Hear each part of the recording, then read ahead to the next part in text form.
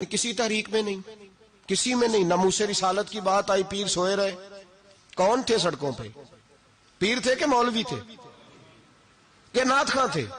कवाल थे जिनको सरमाया खा गए जो सारा हमारा, ये लोग थे।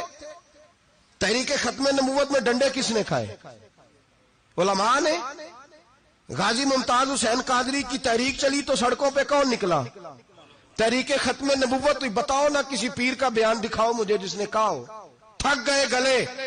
हमारी रिकॉर्डिंगें ला ला के लोग हमें सुनाते हैं, कहते हैं जनाब आपकी सख्त तकरीरें नोट हो रही हैं और सोशल मीडिया पे दूर दूर जा रही है, थोड़ी एहतियात करें।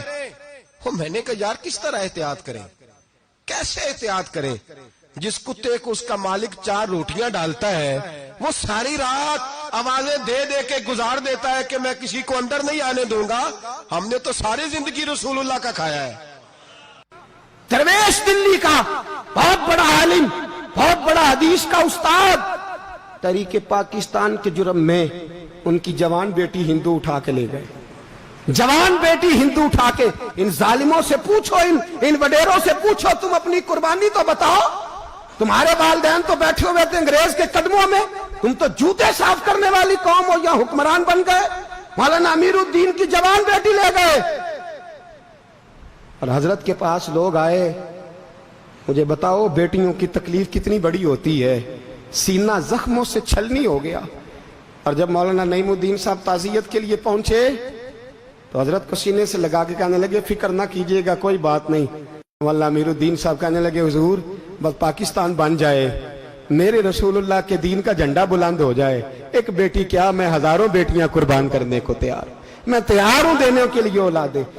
लोगों ने 10 लाख आदमी ने हिजरत की। 10 लाख 30,000 जाने एक एक दिन के अंदर कटी। लोगों के खूनों के ऊपर बना हुआ ये मुल्क, और इसके अंदर कभी कोई गद्दार आके बैठ जाता है, कभी कोई मक्कार आके बैठ जाता है, कभी कोई अय्याश आके बैठ जाता है, कभी बच्चे कत्ल होते हैं, कभी बच्चियों की इज्जतें लुटती हैं, कहीं 71 जनाजे इकट्ठे होते हैं। जालिमों को शर्म तक नहीं आती। हम किसी आइन को नहीं मानते, किसी कानून को नहीं मानते।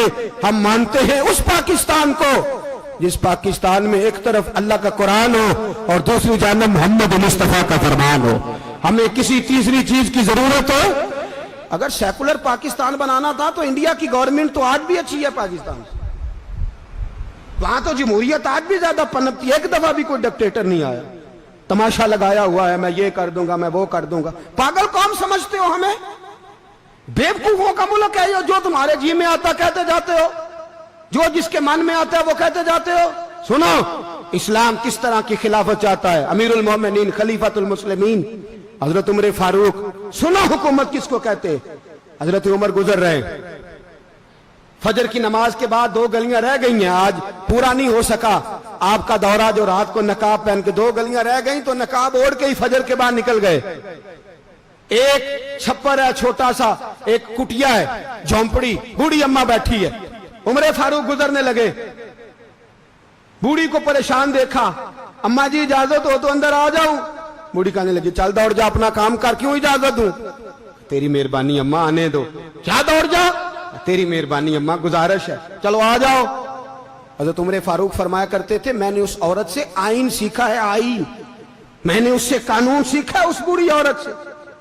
अंदर आ गए उमर फारूक। अम्मा क्या परेशानी है, क्या बात? अम्मा कहने लगी खामद इंतकाल कर गया, औलाद अल्लाह ने दी कोई नहीं, मैं गरीब